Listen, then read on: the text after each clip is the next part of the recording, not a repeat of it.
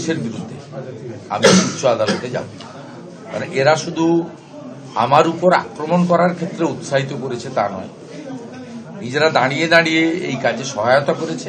আমি সব তথ্য প্রমাণ ঠিক জায়গায় প্লেস করব এবং সর্বোপরি শান্তিপূর্ণ গণতান্ত্রিক আন্দোলনের মধ্য দিয়ে এই ব্যবস্থাকে পরিবর্তন করতে হবে, উৎখাত করতে হবে।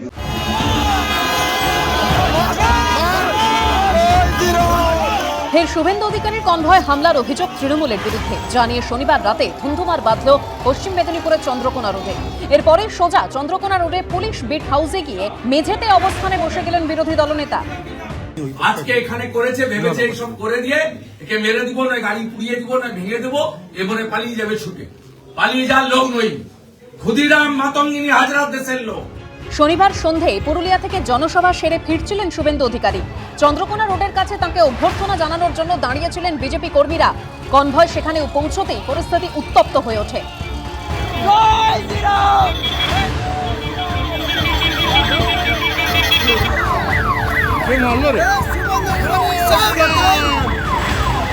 অভিযোগ, বিজেপি কর্মীদের উপর হামলা চালায় তৃণমূল। লাঠি বাঁশ দিয়ে কনভয়ের গাড়ির উপর মারা হয় বলে অভিযোগ।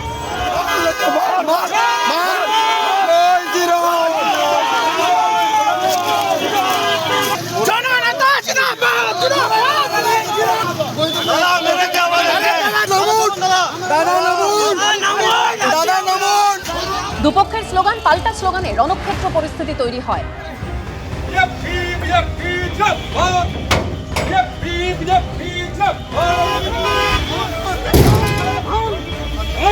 সিআরপিএফ মারবে কেন? আমার হাতে বিজেপির পতাকা ছিল, সিআরপিএফ জানে তো এটা বিজেপি কর্মী, নাহলে তৃণমূলের হাতে তো বিজেপির পতাকা থাকবে না। আমি বিজেপির পতাকা নিয়ে আমি দাদার কনভয় পাস করে দিতে দিয়েছিলাম। তারপরে দেখতে পাচ্ছি পেট্রোল, কেরোসিন, রড সব কিছু জমা রাখা আছে। তখন আমরা কিন্তু একদম আমাদের হাতে আর সময় ছিল না, আমাদের আরও কার্যকর্তা এসে পৌঁছে গেলে ওদেরকে আমরাই সাইজ করে দিতাম। আমাকে তৃণমূল আক্রমণ করে। এরপরে শটান চন্দ্রকোনা রোডে পুলিশ বিট হাউসে গিয়ে অবস্থানে বসেন শুভেন্দু অধিকারী। 10 থেকে 12 জন, সামনে 8 থেকে 10 জন পুলিশ, কাঠের বাটাম, মোটা বাঁশ। আস্তে আস্তে আমার সামনের গাড়িটা আর পরেরটা দুটো ব্ল্যাক স্করপিওর উপর দমাদম। আমি যেদিকে কাছের দিকে বসছি সেদিকে দমাদম করে পিটছে। আর এই লোকাল পাবলিককে জিজ্ঞেস করুন, পেট্রোল আর কেরোসিনের জার নিয়ে এসছে গাড়ির উপর ছড়িয়ে দেশলাই মারবে। 1.5 কোটি ছেড়ে একটা লোকেরও নাম রোহিঙ্গা হিসেবে বাদ যায়নি। এই মিথ্যাচারের পরে বিজেপির নেতৃত্বের বিরোধী দলনেতার উপরে ভরসা, বিশ্বাসযোগ্যতা সম্পূর্ণভাবে একদম জিরো জায়গায় গিয়ে পৌঁছেছে।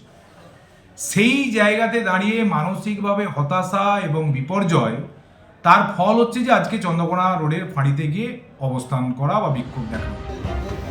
রাতে দীর্ঘক্ষণ পুলিশ বিট হাউসে বসে থাকেন শুভেন্দু অধিকারী। বাইরে বিক্ষোভ দেখাতে থাকেন বিজেপি কর্মীরা। থানায় অভিযোগও দায়ের করেন বিরোধী দলনেতা, কিন্তু তার অভিযোগ তৃণমূলের হামলাকারীদের বাঁচানোর জন্য জামিনযোগ্য ধারা দিয়েছে পুলিশ।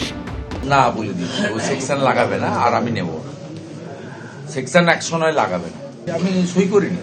পুলিশের বিরুদ্ধে আমি উচ্চ আদালতে যাব।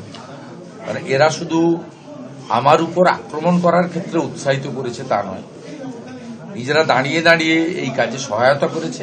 আমি সব তথ্য প্রমাণ ঠিক জায়গায় প্লেস করব এবং সর্বোপরি শান্তিপূর্ণ গণতান্ত্রিক আন্দোলনের মধ্য দিয়ে এই ব্যবস্থাকে পরিবর্তন করতে হবে, উৎখাত করতে হবে। ভিডিওতে তো স্পষ্ট দেখা যাচ্ছে তাকে নাকি সিআরপিএফ মেরেছে। অভিষেক বন্দ্যোপাধ্যায় যখন ত্রিপুরাতে গেছিলেন, তার কনভয়ে যখন হামলা হয়েছিল, তার গাড়িতে বাঁশ, পাথর, ইট, মোটা লোহার রড দিয়ে যখন আক্রমণ করা হয়েছিল, অভিষেক বন্দ্যোপাধ্যায়ের সিকিউরিটির সদস্যরা তারা যখন গাড়ির বাইরে ঝুলে যাচ্ছিলেন, তাদের পিঠে যখন মোটা বাঁশের বাড়ি মারা হয়েছিল, সেই সময় শুভেন্দু অধিকারীরা বলেছিলেন নাটক। আর শুভেন্দু অধিকারীর ক্ষেত্রে আজকে দেখা যাচ্ছে সিআরপিএফ এর ভিডিও সামনে চলে এসছে, তাহলে এটা কি নাটক নয়? প্রায় 5.5 ঘন্টা পর গভীর রাতে থানা থেকে বেরিয়ে আন্দোলন কর্মসূচি ঘোষণা করেন বিরোধী দলনেতা। তাকে ঘিরে স্লোগান দিতে শুরু করেন দলীয় কর্মী সমর্থকরা। কারো হাতে পতাকা, কারো হাতে মশাল হাতে তুলে নেন শুভেন্দু অধিকারী। আমরা উচ্চ আদালতে মঙ্গলবার যাব, আর মঙ্গলবার দিন বেলা 2টায় चंद्रकोना रोड चलो, यहाँ महा रैली होगा।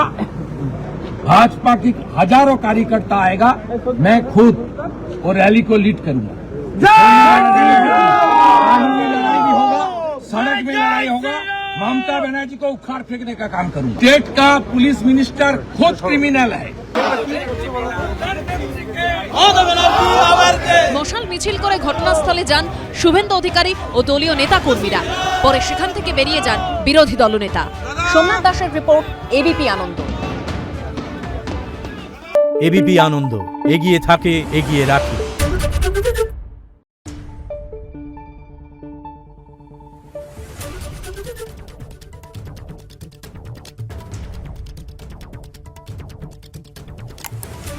Thank you.